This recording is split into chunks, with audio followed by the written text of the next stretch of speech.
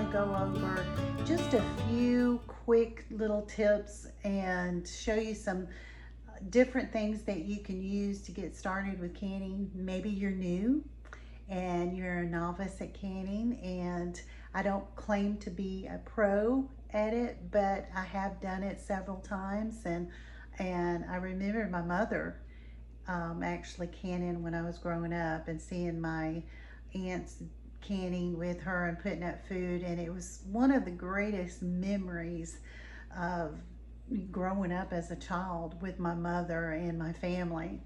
And my mother was very big at putting up food. She loved to freeze food, she loved to can.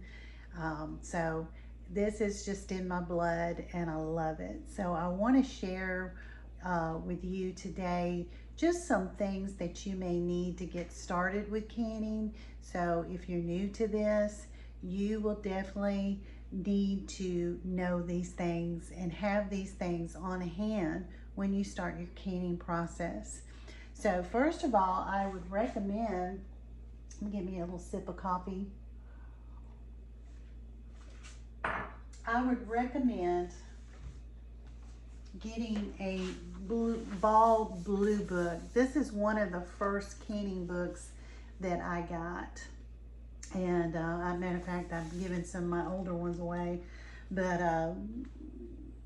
and there may be a newer one. I'm not sure. This is the 38th edition. I'm not sure what year this is. If this is 2025 edition, I'm not sure. No, 2024 edition. I'm not sure if they have a new one out for this year, but I like to get them, you know, every year, because new recipes and to see if things are new. They pretty much go by the standard of what's required in canning processing. But you can also go to your local extension office and get everything you need to know about canning. You can also look online. There's just a load of information out there. A lot of YouTube videos of wonderful canners that have been doing it for years and prepping food. You can get on there and really learn how to start your canning. So I want to encourage you to do that. But this is just a simple book. It really has, at the very beginning, and it has really helped me over the years, the very beginning, everything you need to know about canning and why it's so important for you to actually can it correctly, because you don't want bacteria or mold or bad fungus to get in to your food, and it gets into your food because there's oxygen still left in your food. And you want a really good seal on your canning, and that's what the canning process does. It literally gets the oxygen out of the food. It kills any spores that may be in your food, and they're on your food naturally in raw food. So you just don't want that to grow into something harmful that would cause sickness and illness in you or your family. So it's very important to follow the guidelines. And there are many out there that do a different technique, and you know, especially if we don't have all this available, how would you do it? I respect that. You know, it's good to know. But I like to go by what the standard is, especially for our country and the FDA guidelines. So this would be a good simple book if you want something simple, and it gives loads of recipes to start out with as a beginner. Highly recommend this. And so it'll help you get started on your canning, and really read it thoroughly.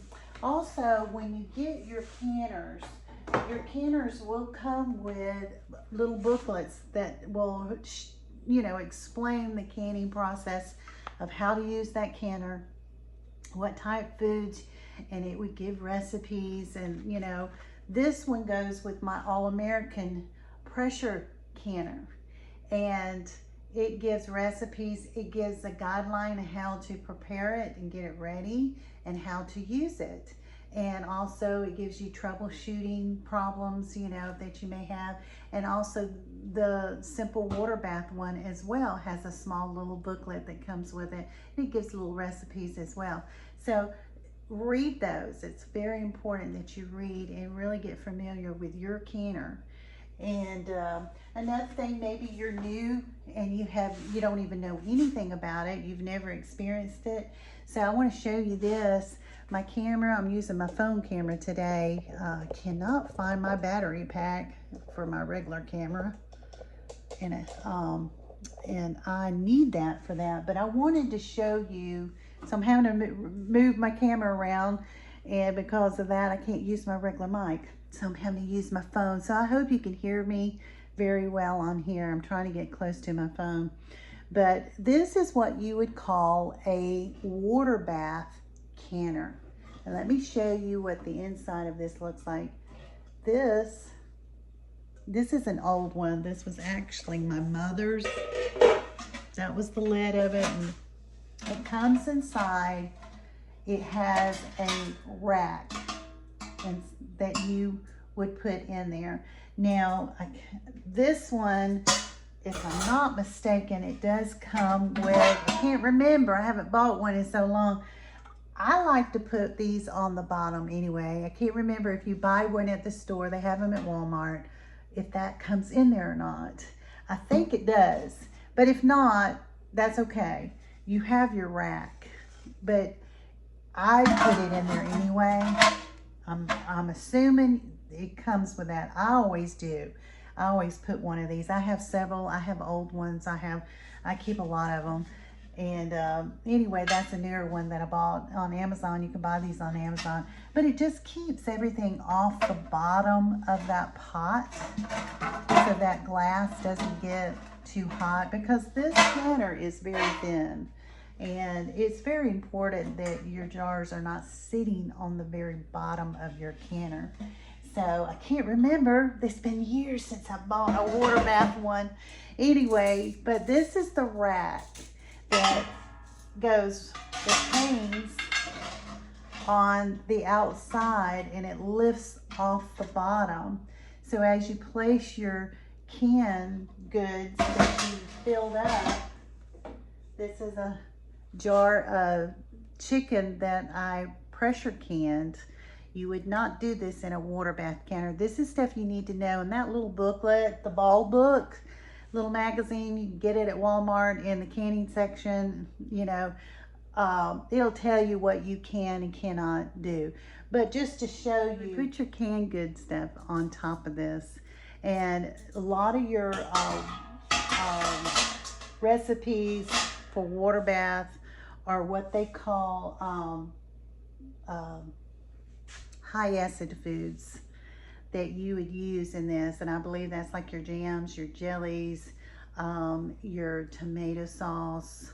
I'm trying to think what else. Tomatoes, they're high in acid. Anything high in acid, you can water bath. But low acid foods like meat, like chicken, meat, soups that have meat in them, things like that, you want to make sure that you use a pressure canner. And I know you're sitting there thinking, well, how will I know the difference? These books will tell you exactly when you do your recipe. It'll tell you water bath it. It'll tell you pressure cook it. You know, it'll tell you exactly what to do. It tells you, I'll give you an example here. Basil garlic tomato sauce, yum. You know, it tells you how many tomatoes you need. It tells you exactly how to prep the vegetables and get them ready. And it tells you how to cook them. Sometimes you may, like this recipe, you have to cook the recipe beforehand and then place them into your jars. It tells you how to do that. It tells you how to fill the jars up. And then it tells you that how to process.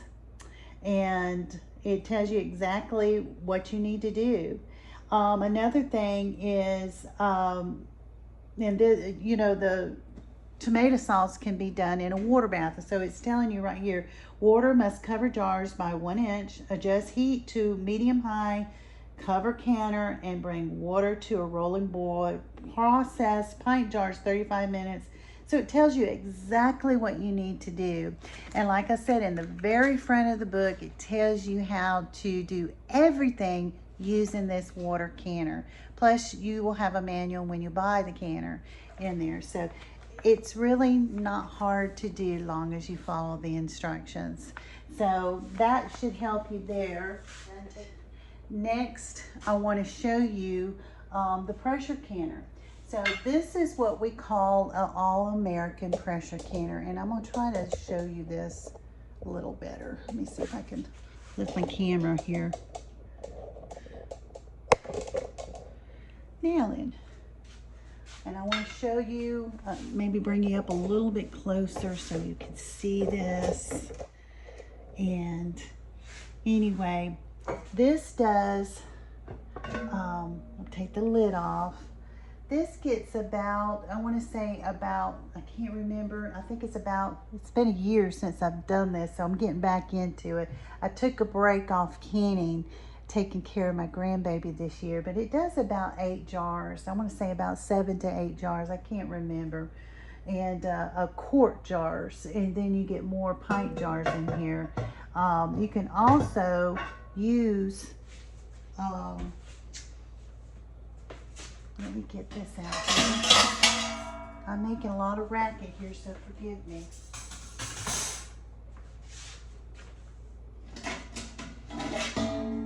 It does come with these in the bottom of it. So you definitely want to have this in the bottom of your canner. And I'm going to show you what the bottom looks like so you can see my canner. You can tell I've used this one. But that's the bottom. When you get yours, it's going to look like this all the way through. It's going to look beautiful. But once you start canning, it's going to turn this color. And there is a way of cleaning it. I've never done it. I do clean it with hot soapy water. But I believe there is a way of cleaning it to get it where it looks a little bit better. But you definitely want to have these in the bottom of your canner. And like I said, I can't remember if the water bath one comes with one, but I always put mine. I have extra in here just to make sure, because I don't want anything touching the bottom. It's just a good safety thing for your jars. All right, so then you would put your one in the center, and then you'd put your other ones around. So there's about 6 to 7 jars in here. I can't quite remember how many. This girl is getting back into canning again. It's been a while, and so I'm having to refresh myself. Like I said, I'm not a professional at it, but I do enjoy it when I do it. And so I want to encourage you ladies to get in there and do it. I've just had a lot going on. Just bought a new house next door, and it needs a lot of remodeling, but it has a basement that stays so cool. It's going to make a wonderful pantry for me. So I'm excited about getting back in canning again. We're coming to the end of the summer, and so anyway, I'm going to prepare for next year to get a lot of canning done. So I wanted to do this video to show you. This is what a pressure canner is. And this does low acid foods. So in your booklets, or if you go on your websites, I need to talk to you. I'm right here. So when you go in on your website, you're gonna see everything you need to know. Just Google how to pressure can, extension office or whatever. I live in Georgia, so there is the University, I think, of Georgia extension, and they have everything you can know. It sometimes is overwhelming to read it because there is so much information on there, but it's really, really good. So if you really want to be serious about learning about canning, I highly recommend you really get in there and read most of this stuff and really learn. But like I said, if you just starting out and you want to do a few basic things, these little books are wonderful. It's a quick start and gets you right in there. And all right, so anyway, what you would do is put your jars in here. And this is what we would call a quart size jar. You're going to need jars you have regular size rims, and then you have what they call a wide mouth rim. And I like the wide mouth rim better because I'm able to actually put the food in easier. I prefer that when I find jars. I try to get the wide mouth. That's the one I like. And there's so many. I'm going to show you over here and get you back a little bit so you can see what I have here.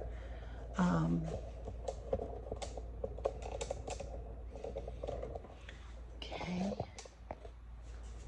And as you can see here, we have also a pint-sized jar. And here is what you call the ring of the jar. It just screws on and it tightens down on the actual rim. If you look here, this is the top rim. Then you have a 1/4 inch, and then you have a 1/2 inch line, and then you have a 1 inch line. And so your recipe will tell you how full to do it. It'll say fill it up to 1 inch headspace, 1/2 inch, or 1/4 headspace. So you want to follow those directions when you follow a recipe. And then you want to make sure that you are using brand new lids. And it's very important because if you don't, the seal on them may not seal it correctly. I have reused them. You can, and sometimes they do very well. But you definitely want to check those. I do not recommend it. Your county extensions do not recommend it. You want to be on the safe side canning on everything you do. So you definitely, I have reused these doing dry canning. You can do that, but any kind of like soup, any kind of food that you're going to store that's wet, you really don't want to do that. You want to stay away from that practice and don't even get in the habit of that.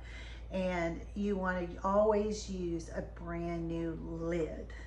So make sure that you discard these once you open this up, and you should be able to get a pop when you open it, that it's sealed very well when you open that jar.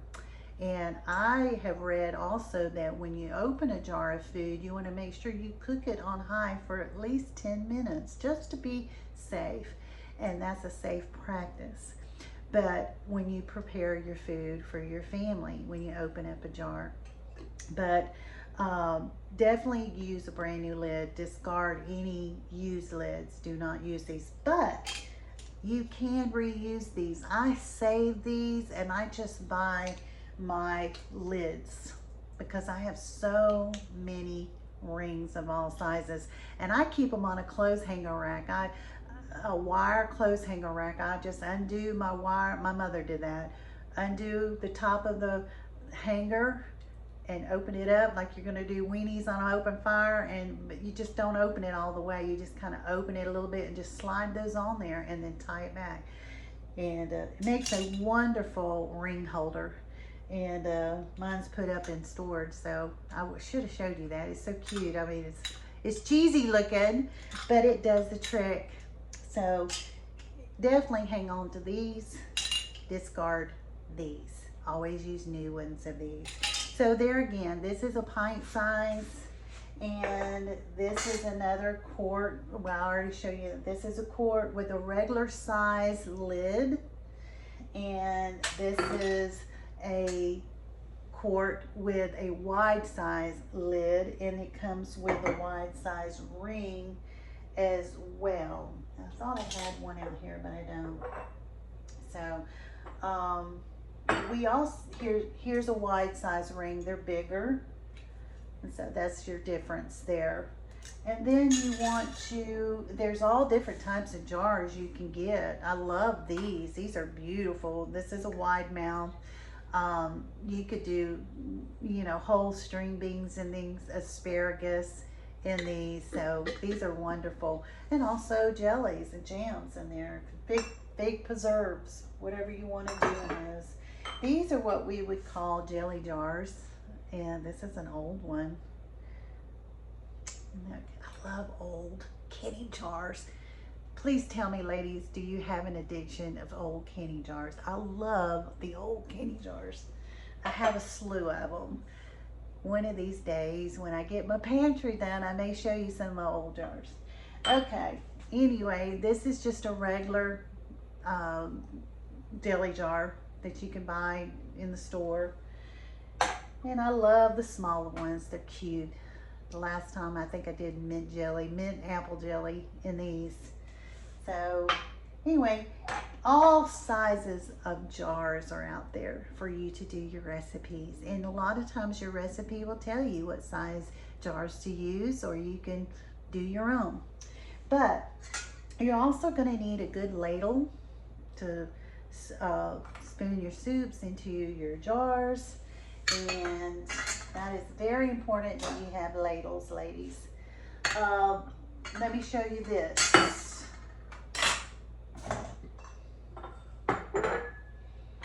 This, you have to have these. You can buy on Amazon. I'm not an affiliate, but you can buy on Amazon, and you can actually find these little kits that come with all these little gadgets and things you need for canning. And I think I bought this on Amazon with the bubbler, and I'll explain all these things that come all together. And they're the essentials of canning. So as you're preparing your food and you're cooking your food or making your soup or whatever you're doing, and they're hot, you need to have a funnel to be able to put into your jars. This one is good for wide mouth jars. I love these. These are my favorites because they're made.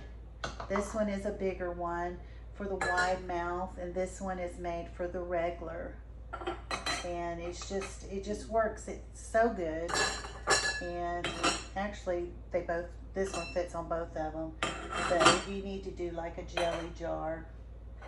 So to do your hot jellies and jams. And so you're definitely going to need these, ladies. So invest in these.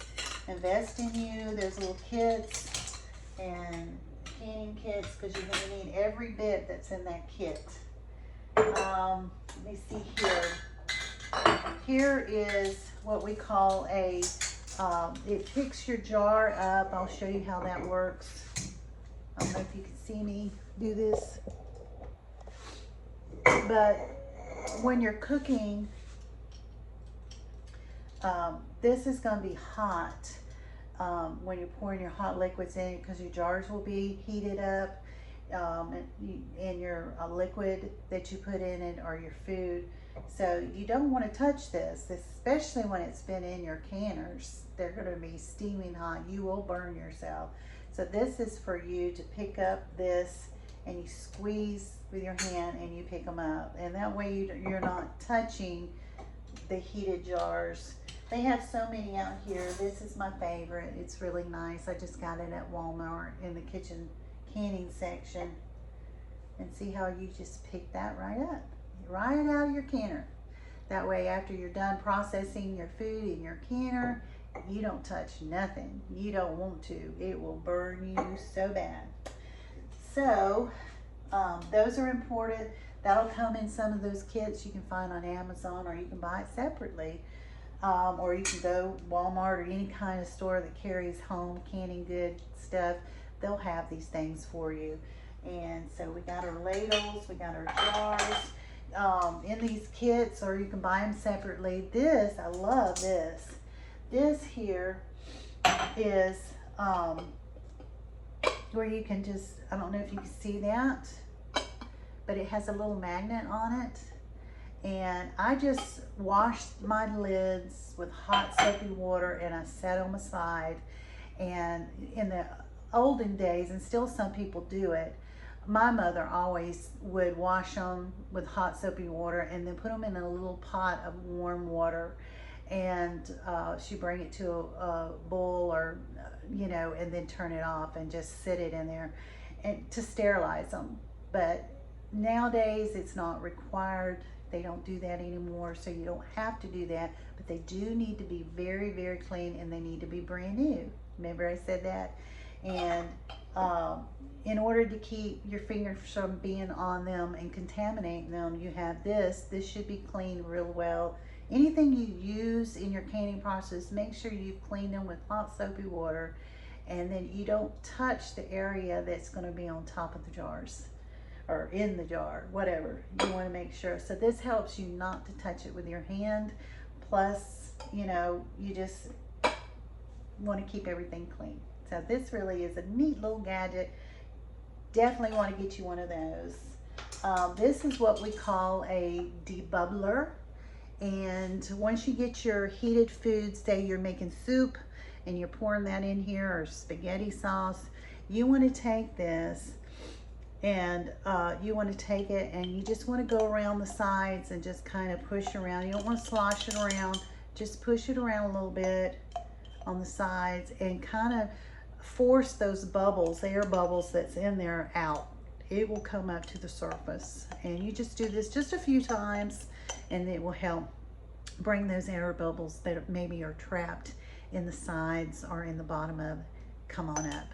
And that's the key of canning, is making sure you get all those air pockets out of there, because you're going to form a vacuum seal. All right, so we got that, and we got our debubbler, we got our little magnet lid catcher thingy. You're probably going to need some recipes. You may need a good thermometer, so make sure that you have some good thermometers, candy thermometers, that you can actually check the temperature of your food or your water. You know, in order to sterilize your jars, they recommend it needs to be at least 180 degrees Fahrenheit, and you need to sterilize your jars with them covered at least an inch above the jar for 10 minutes in that 180 degrees. You know, just simmering, not boiling, but you want to bring it up to a simmer, and and then you want to leave your jars in there, keeping it at 180 degrees or around about that temperature. So when you put your hot food, say you're doing soup or spaghetti sauce, and you ladle that into, you're going to take your tongs and you're going to get your sterilized jar that's been simmering in 180 degrees.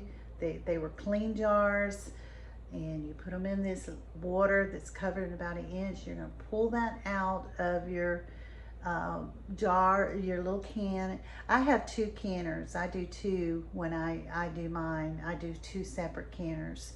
So one for sterilizing my jars, and I keep it simmered.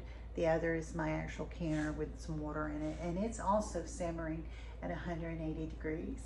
And it's getting ready for me to put my canned goods in it. So that is the key. You don't want to cause any kind of thermal shock. And I know this is probably freaking you out, but it's okay. If you just do it all together, you'll be just fine. And you don't want to put cold things right out of the refrigerator into a hot canner.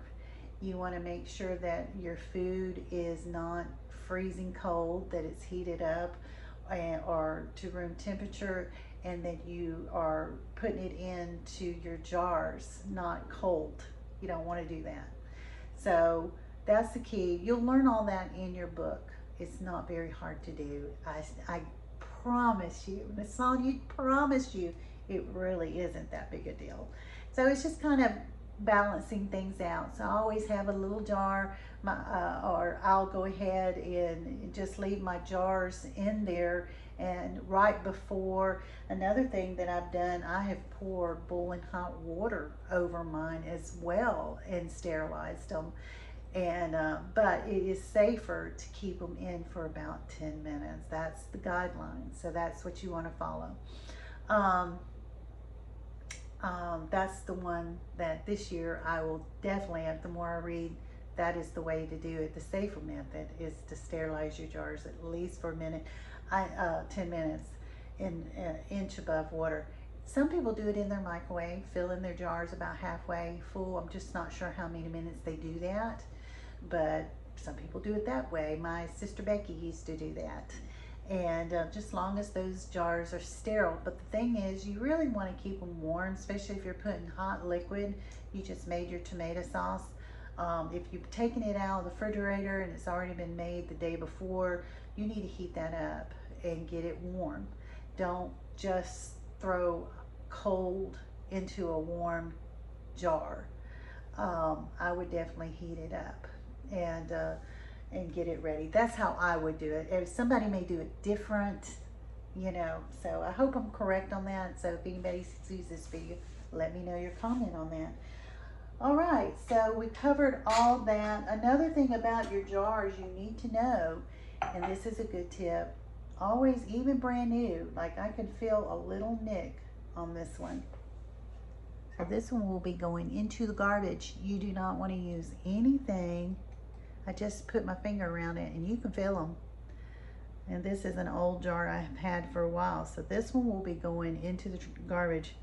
And now that I'm looking at it, it's actually cracked. Now that I feel that, I did not see that before. This is an old jar. And can you see that crack? You want to get rid of these. Do not hold on to these. So this one's going now, as we speak, into the garbage. And so you always want to check your rims, make sure there's no cracks, no nicks in that glass. Also check around the side, make sure there's nothing cracked. Before you even start your canning process, you need to check your jars, because I have so many and they're just everywhere. I need to make sure, and I always do, I check mine before I even wash them to make sure they're in good shape to can with. And and here's another one. Check them, make sure there's no nicks, nothing wrong with that jar. And then you can wash them, hot soapy water, and then put them in your canner, cover them with an inch of water or some kind of pot, and bring them up to a simmering 180 degrees and let them sit in that for about 10 minutes, and they'll be ready to go. And I just leave them in there, prepare my food, get it ready, take one jar at a time. And I have my canner that I'm using, whether it's pressure canner or my water bath. It also heated up. I poured my food in it, and then I placed that in the canner in that heated 180 degrees. Both canner and my sterilizing canner, I have 180 degrees. Maybe I'm doing too much. Maybe someone does it simpler than that. Not me. I'm gonna I know some of the videos that I just started on, these were older videos, but been really reading a lot. So this year we're gonna do it the water sterilized method. So, and anyway, so that covers everything. As far as if there's anything that you can think of that you would like for me to share with you, please leave a comment below. Next thing, I'm going to really go into detail on how to just use your water bath canner, how to use your pressure canner. I do have a video on there that I just put up from last year where I sterilized the jars with hot water, but they're not covered with 1 inch of water and for 10 minutes. And so we will be doing a different practice this year. So we would be doing it the way the county and the regulation says to do it. But anyway, on that video, it gives a step-by-step on how to use a pressure canner. So if you're interested in that, you can click on that. It's me doing chicken soup. And so click on that one, but I will be doing a newer one on actually how to use your pressure canner. All right, so I hope this helps you. You want to make sure you also have towels and mittens and you know, everything, spoons, whatever, just have everything on hand. I recommend that you have your recipe prepared in advance and have it ready to go. Have everything cleaned and prepped and ready to go before you even pull this canner out. Either one, water bath. Make sure everything's ready to go. And then that way, you know, you can start your canning process. Seasonings, have everything ready. Have everything done and before you even start your process of your canning. So I hope this has helped. I hope I've covered everything. I might have missed something, but just leave a comment below. I hope you're enjoying this. I'm enjoying sharing what little bit I know about it. And believe me, it's only a little bit, but I hope somebody out there is enjoying this video. And I hope you have a wonderful day. And thank you for tuning into my channel. God bless. Bye-bye.